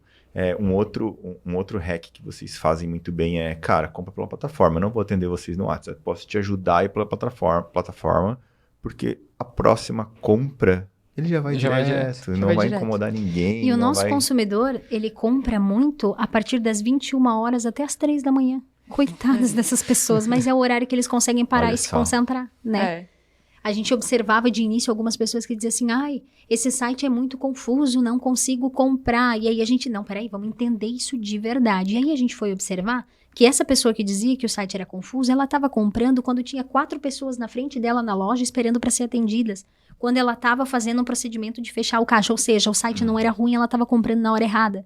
E aí a gente começou a observar que com o treinamento, estimulando essa pessoa a perceber que comprando no momento onde ela estiver mais tranquila, ela vai fazer uma compra mais eficiente, ela lá vai conseguir dedicar o tempo dela no atendimento para o que ela precisa e tal. E com todo esse trabalho a gente foi observando assim que a gente praticamente não atende o cliente que compra no nosso site, a gente ajuda os que precisam, como eu coloquei antes, mas a grande maioria compra sozinho. A gente está falando ali de 9% de pessoas que pedem ajuda. Isso no e-commerce é baixíssimo, porque a gente tem um saque com pouquíssima demanda. Devolução, a gente tem números assim que chegam a 1%, já chegaram. Então, tipo, é muito pouco mesmo. Primeiro porque é um produto personalizado, então a pessoa pega afeição por aquilo que ela recebe, ela jamais vai devolver, né? E os outros produtos, no máximo, quando tem uma falha de fabricação, alguma característica que precisa de uma troca e tal. Acontecem atrasos com os transportadores? Acontecem. Passou Black Friday agora, todo mundo sofreu. Mas a gente tem um discurso muito de estimular a empatia nas pessoas. E quem é o meu consumidor? O meu consumidor é o cara que despacha pelo correio. Então, ele sabe que atrasar é normal. Então, qual é a cultura que a gente tenta colocar para ele? Compra com o máximo possível de antecedência. Não deixa essas caixas acabar para tu ir comprar de novo. Se tu fizer isso, tu tá suscetível a acontecer alguma coisa, né? E aí a gente vai preparando as pessoas.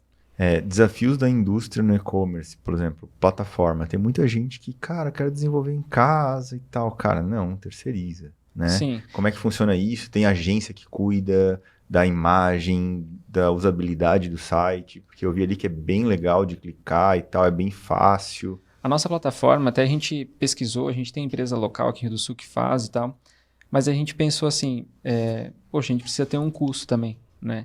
Então não adianta eu criar do zero e coisas, tem ferramentas às vezes, que estão, dá para começar hoje gratuito, né? Tu consegue montar uma loja de forma gratuita. Sim. Mas a gente tem com a Get Commerce, que é do Rio Grande do Sul, e eles eram um custo bem interessante, né? E eles auxiliavam a gente a montar todo o site, o primeiro passo do site, montar o layout todo, sem ter um custo de implantação, só Sem pagando ter a um mensalidade, setup sem ter um inicial. setup. Só Sem cobrar nenhum percentual em cima do que a gente vende. do que a gente vende. Perfeito. Isso era muito importante, porque a gente pensava, putz, você cobra percentual, conforme eu cresço, ele vai cada vez tirando mais de mim.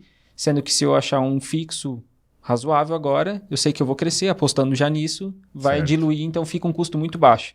Então a gente fechou com essa plataforma, a gente tem ainda até hoje eles. A primeira que a gente contratou é onde a gente está até hoje. Nossa, Então, Que legal. Muito bom. e a gente foi ajustando algumas coisas que a gente precisava. Eles têm por trás uma tecnologia Magento, então que é uma das Certo. melhores, né, do mercado. Então, acaba tudo facilitando. Tudo que a gente precisa, que tem de novo no site, quer fazer, a gente entra em contato com eles vão ajudando a gente a moldar. Então, a gente vai percebendo... Foram eleitos esse ano como a melhor plataforma do país, né? E a gente foi um dos primeiros clientes, assim. Então, é legal ver isso É uma acontecer. startup também. e a parte de mídias sociais, Instagram, tudo é tudo dentro Essas de casa? coisas a gente como faz é que tudo interno. É. Sim, a gente tem uma agência de design, né? Mas a estratégia é tudo interno. Impulsionamento interno, ads interno. A gente tem um terceiro também que faz o operacional do tráfego, mas é sempre muito de performance, mas a estratégia precisa sair de dentro, né? Porque ninguém conhece o consumidor melhor, e quando a gente fala de tráfego, de tudo, sem conhecer o consumidor, você joga muito dinheiro fora, deixa muito dinheiro na mesa, né? Deixa. Hoje muita gente diz assim, eu não posso vender online porque o custo com plataforma é muito alto. A gente gasta menos de R$1.000 para ter a operação do site funcionando. Então, isso é um custo que deixa as pessoas de boca aberta, né? Então, dá para ser acessível e dá para escalar. Porque a gente fala de uma operação de números expressivos nessa tecnologia, né? Perfeito. Muito bom. Não sei, estamos aí já em 1 hora e pouco de episódio. Nem parece, né? Nem parece, quando o cara, Ricardo foi uma falou, piscada eu falei, meio... não sei se vocês querem falar alguma coisa mais de produto. Eu vi que a gente falou um pouco de produto. Qual o tamanho máximo de caixa, peso, tamanho, sei lá, altura, qualidade de papel? A gente falou um pouco disso. Talvez era bacana entender hoje, assim, um pouco mais. falando de produto. Curva A, B e C. Até esqueci de falar de uma máquina que a gente fez agora recente. Ai, Tá para lançar ainda. Vamos lá. Mas vamos Bora. lá. Então, falando de produto, assim, né? A gente tem hoje, se eu não me engano, são 16 tamanhos no site. Só que esses 16 tamanhos a gente faz tudo com eles. Então, a gente tem as caixas afetivas, que é com impressão padrão. A gente tem essas coloridas, então cada uma delas tem 4 cores. Tem ainda no pardo e no branco. Todas elas tu consegue personalizar, todos os modelos, né? Personalizar com a tua logo, em diferentes cores, branco. Daí essas cores aqui também a gente consegue fazer a impressão. E as cores mais tradicionais, assim, verde, escuro, azul, né? Que tem às vezes alguma logo. Mas o que mais sai ainda é o preto. Mas independente da embalagem que a pessoa for comprar com a gente, ela vai ser feita de papelão recuperado que já foi sucata. Isso. Né? Se eu quiser preto só interno, sai também. Faz também. Sim. A gente faz impressão interna nas laterais. Como Legal. o cliente quiser montar, ele vai tendo as opções lá de selecionar. E daí a gente vai montando o layout a partir daquilo. Ele manda as artes pra gente e a gente adapta e monta o layout. Então, assim, de caixas de papelão que a gente faz esse daqui. Tem agora, porque tem esse modelo montável, né? Que é as mais conhecidas como Sedex. Mas a gente tem também aquelas tradicionais, que é de maleta, que a gente fala, que é aquelas que fecha a aba, que é da indústria. O pessoal conhece de caixa de mudança? Isso. Então Certo. a gente tem esses tamanhos que a gente foi vendo que alguns clientes estavam precisando. Essa daqui ela é muito pequena, então a gente precisava fazer uma daquelas caixas naquele modelo um pouco maior, né? Porque tudo a gente pensa quando vai lançar uma caixa, o impacto dentro da fábrica de espaço físico para armazenar, porque a gente tem que ter estoque, né, para despachar rápido, e ao mesmo tempo o custo para a gente estar enviando. Porque a partir do momento que fica muito caro para enviar, o cliente não compra. Se o ticket ficar muito alto, o cliente não compra. Então a gente tem caixas que são grandes, a gente ao invés de vender 50, a gente vende 20, 25. A gente diminui ela, né, o pedido mínimo para poder compensar por um valor máximo de carrinho, sei lá, ficar em cento e poucos, R$200, né, de um item. Fora depois os agregados que ele vai pegando. E daí a gente tem papel seda, perfume, essas coisas. Teve um recente agora, foi no ano passado, a gente estava desenvolvendo uma máquina, essa que eu acabei esquecendo de falar. Essa também foi uma máquina que a gente viu a necessidade do cliente, porque a gente trabalha ainda com a fita adesiva De plástico. de plástico com uma impressão padrão. A gente tem 3 modelos. E vende muito, o pessoal aceitou muito. Só que Mas daí, é plástico. Mas é plástico. E a gente pensava, putz, mas a gente tem que sair disso. Não que aquilo tem uma eficiência boa, tudo, custo, mas ainda é plástico, a gente quer sair disso. Então a gente começou a trabalhar com a fita gomada de papel. Ela tem uma goma por trás, é um papel craft, tem uma goma, Vegetal, uma goma vegetal. uma cola vegetal, que é essa cola ativa quando é molhada. Então nas indústrias é muito comum o pessoal usar isso. Sim. Então a gente começou a botar no site. Só que daí assim, a gente não botou lisa. Porque lisa não tem valor agregado, não faz uma experiência para o cliente. Então a gente criou uma arte padrão e colocou lá também para vender. Vendeu muito. Então a gente pensou... Mas arte padrão do quê? Uns desenhinhos Vamos assim? supor, Cheguei, tá escrito oba, assim, uau. cheguei, oba e tal. Que massa. Aí Oba. esse item começou a vender bem e tal. E daí a gente pensou, eu falava assim, mas a gente tem que personalizar, se a gente faz as caixas personalizadas, a gente tem que personalizar essa fita. E foi atrás, daí ali que começou, ali que eu fui na China. Eu fui, ele foi, às 3 da manhã ele foi na China. No YouTube da China. No YouTube da China. Pesquisei, a gente foi também para o Rio Grande, ver uns fornecedores, né, de máquina e tal. E daí a gente fechou com uma empresa lá do Paraná, de Curitiba. E, tipo, os caras só fazem máquina especial. Então eu apresentei para eles, mostrei as máquinas que eu vi que era referência, mostrei o que eu queria fazer. E a gente conseguiu criar uma máquina com custo relativamente baixo para a produção de fita, onde a gente consegue imprimir hoje, no mercado, esses rolos de fita, geralmente tu compra 50, 100 quilos. 50 eu acho que é o pedido mínimo, que até hoje eu encontrei. Mas é bem caro, absurdo. E a gente consegue produzir a partir de... Um rolinho de 50 metros. Não, na verdade o rolo tem 100 e pouco, mas a gente consegue fracionar esse rolo até em 5 partes. Porque então, a dá pra princípio fazer a gente 30 pensou, metros, vamos 20. imprimir o rolo no padrão de 100 e poucos metros. Mas daí a gente pensou, peraí, a gente pode desenrolar o rolo e fazer 50, por quê? Né? Pra ficar mais acessível. Então, a gente, fazendo os testes na máquina, a gente viu que conseguia fazer 25 metros de fita, impressa com a logo do cliente, colorida, Nossa. né? Dá pra fazer. Claro que a gente tá ajustando ela, então a gente vai liberando aos poucos. Agora a gente vai fazer, tá pra lançar agora a fita primeiro imprimindo só no preto, e a gente vai ter alguns modelos... Isso é spoiler, Padronizados, né? Padronizado já, vamos pôr várias artes padronizadas, então conforme vai saindo a gente imprime, nem vai precisar ter estoque, porque a gente vai vender... a gente vai produzir só a partir porque é uma impressora. Imprimir, clicou em imprimir, ela já produz. Então é uma coisa bem rápida, com custo baixo, e a gente vai ter essa flexibilidade. E daí a gente começa assim a parar para ver, putz, mas esse produto, né, é legal, tal, com a logo do cliente. Mas, ele consegue comprar uma fita, aí vai vir no Natal, ele compra uma fita mais voltada para o Natal, vai vir uma data comemorativa, Dia das Mães, ou uma data que faz sentido com a marca dele. Black então ele Friday. pode estar, todo mês, se ele quiser comprar, estando comprando um rolo, e tá mudando a embalagem dele, ele pode comprar a embalagem lisa. Mas ele vai ter uma caixa completamente personalizada, porque ele vai ter uma fita com uma impressão diferente do jeito que ele quis. Então isso eu acho que assim, a gente aposta muito nessa máquina. Foi um equipamento que a gente investiu bastante. A gente tá num mercado com bastante barreira de entrada, porque tudo é absolutamente caro. Não tem um equipamento lá que não custe, assim, tipo, menos do que muito, né? O rapaz do financeiro até manda assim, Priscila, manda o Felipe parar, veio um boletim de 200 mil aqui, não quero brincar mais, assim, manda ele parar. E assim vai, né? E a gente trabalha com produto de volume, então os equipamentos são caros, matéria-prima é absurdamente cara, espaço físico, a gente precisa de sempre espaço muito grande, porque o produto é volumoso. Aí o cristão quer a caixa roxinha, rosinha, verde, parda, e aí a gente tá falando de estoque mínimo, curva ABC, de tudo isso. Então a gente tá falando de, tipo, muitos metros quadrados, e o metro quadrado hoje tá bem caro, né? A nossa fábrica do e-commerce, ela tem 700 metros quadrados. O galpão novo que a gente construiu agora é recente. A gente mudou a produção, foi em dezembro, né? Se eu não me engano, início de dezembro. E ontem não. Recente a gente quinta-feira a gente levou o administrativo para lá. Então, desses 700 metros, 300 dá quase 400 metros é a expedição. A produção ela não ocupa tanto espaço, porque a gente consegue ser bem otimizado, assim, produz conforme demanda e o que é estoque vai para a expedição. Então a gente tem prateleiras, assim, como se fosse porta-pallets que a gente fez sob medida, de acordo com a característica do nosso produto. Então, a metade da nossa fábrica praticamente é estoque para estar atendendo, porque a gente precisa dar velocidade. Hoje a gente vê o Mercado Livre, quando ele traz para nós essa experiência de entregar muito rápido, isso é bom, né? Então, a gente tenta dar o máximo disso. O cliente comprou hoje, se der a gente ainda manda hoje, senão amanhã tá saindo da fábrica, né? Então, a gente está investindo em sistema.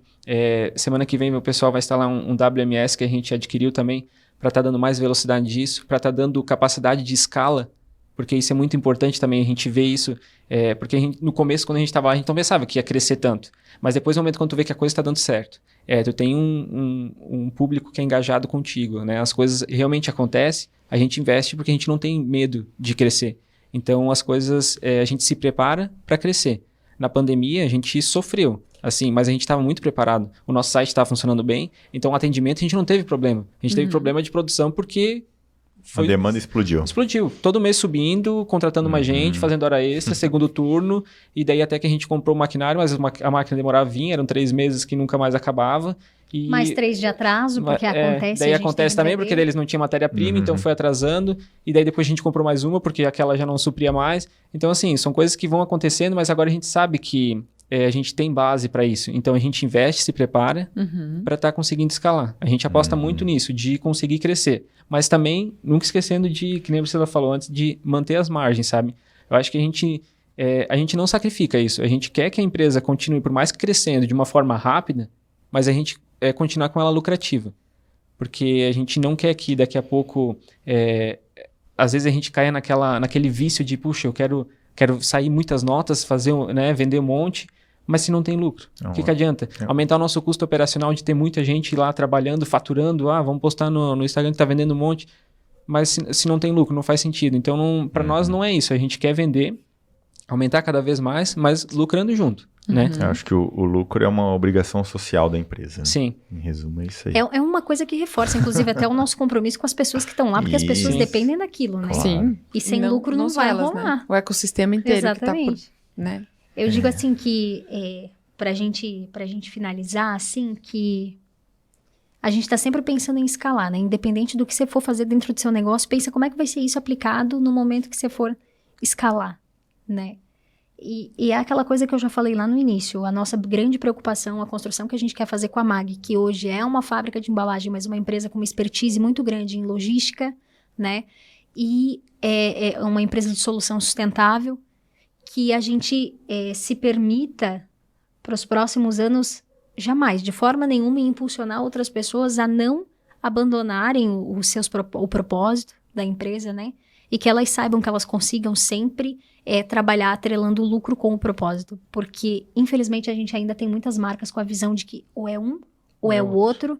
A gente tem muita greenwash, muitas empresas que pensam assim, opa, sustentabilidade é legal, vou abraçar, vou participar, mas não faz isso na prática, né?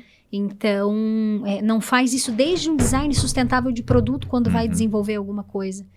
Então, são pontos bem, bem, bem importantes. Beleza. Acho que ficou alguns hacks aqui, né, Fê? Acho que tu geralmente dá um resumão, mas deixa eu lembrar aqui. Primeiro, pessoas. A gente começou falando de pessoas, então é muito bacana isso, ter um foco em pessoas. Acho que as pessoas que fazem a marca, as pessoas que fazem a empresa, pessoas felizes dentro da empresa deixam clientes felizes, né? E também clientes são pessoas, fornecedores são pessoas. Collabs, né? Por isso que marcas são pessoas, né? A gente falou de collabs, então Collabs. a colaboração aí de pessoas que fazem perfume, outros envelopes e etc. Isso é bem interessante também.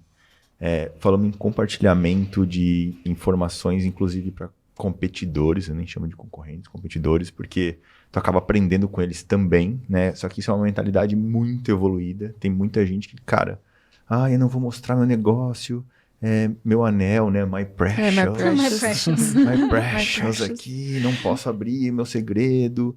O cara não vai evoluir nunca, entendeu? Vai ficar nesse teu mundo, nessa tua bolha aí o resto da vida. A gente falou de diversidade, né? Diversidade de pensamento. E eu acho que, assim, o grande pico, inovação. Por isso do prêmio, por isso dessa mentalidade, cara, eu preciso reinvestir, eu preciso mudar aqui, eu preciso melhorar essa máquina, eu preciso gastar 200 mil aqui mesmo, porque se eu não botar aqui 200 mil, eu não vou evoluir para 500 e assim vai, entendeu? Eu acho que ficou esse hack, inovar, né? Esse hack de inovação no final aí, acho que engloba todo o resto, mas, cara, vocês estão de parabéns demais e agradeço demais a presença de vocês. Portas abertas também aí, do que precisar, enfim. Demais. Eu não sei se vocês já não leram, mas o Alan tá lendo esse livro, eu vou me meter num tema que ele que tá lendo, mas eu só peguei o livro para dar aquela olhadinha, assim, né?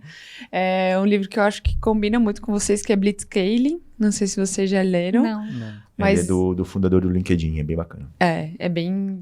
combina muito com o negócio, com a mentalidade, com o que vocês fazem de inovação, né? Essa mentalidade de sempre estar escalando e sempre estar buscando. Acho que é válido. Eu lembrei dele enquanto a Priscila falava. Eu pensei, puta, me meti no dele, né? Que eu nem tô lendo esse livro, mas... Aquela leitura passiva, né? Pegou uma vez, abriu a página, que legal esse livro, já pegou um hack ali, que massa. Mas é assim mesmo, toda página tem alguma coisa. Exatamente. Mas, realmente, obrigado demais e me encanta muito, que nem o Alan falou, minha praia é marcas conscientes e ver isso, né?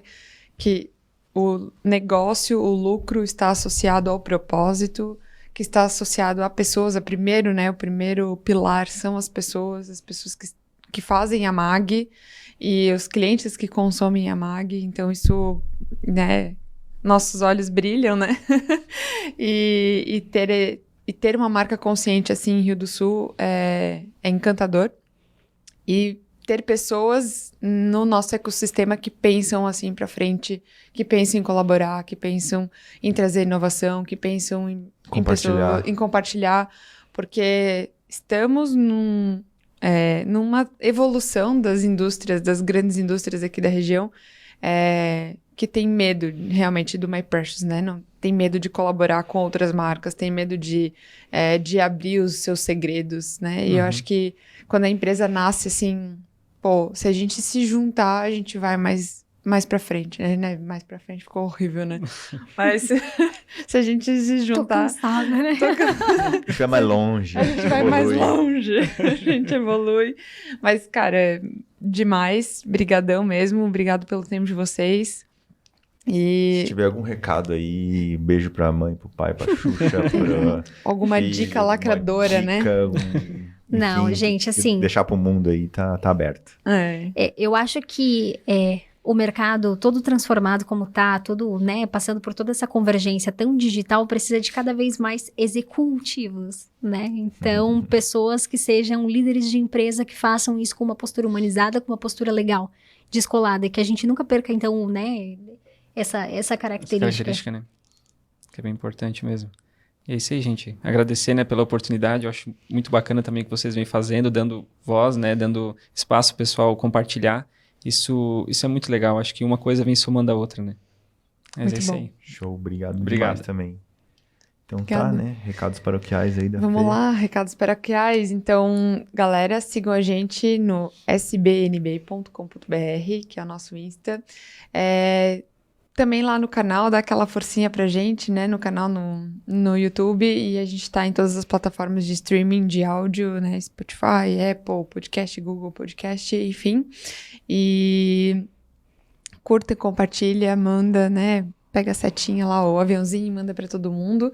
E se você quiser saber um pouco mais do Alan, então é @contealan. Se quiser saber um pouquinho mais da Fernanda, é @fernandamaísia. E a gente tá aí nas redes sociais. O nosso objetivo para 2022 é ser mais ativos nas redes É bem sociais, difícil né? isso daí, né? Que pra gente é desafiador, Tem que mas pegar é o uma nosso dica com o objetivo. Felipe, com a Priscila aí, porque eles, tipo, lifestyle e tudo Lifestyle, mais, né? é. Que tá difícil. Que tá difícil postar. Essa gente muito low profile, né? Tipo, tem que ficar mais Nicola Candizinho. Boa. É isso aí. Muito bom. E, né, agradecer a todos. Nós temos um aqui, né? Nós temos a cópia Do Janho aqui. do Jay.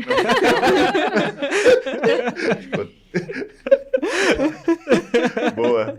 Muito bom. Piada de anho. Tá bom. E é isso aí, eu esqueci de alguma coisa? Não, é isso aí. É isso Show. aí, então. Muito obrigada. Obrigado demais, gratidão aí Imagina, pelo tempo de obrigada, vocês. gente. Tamo Valeu. junto. Valeu. Gratidão. Até mais.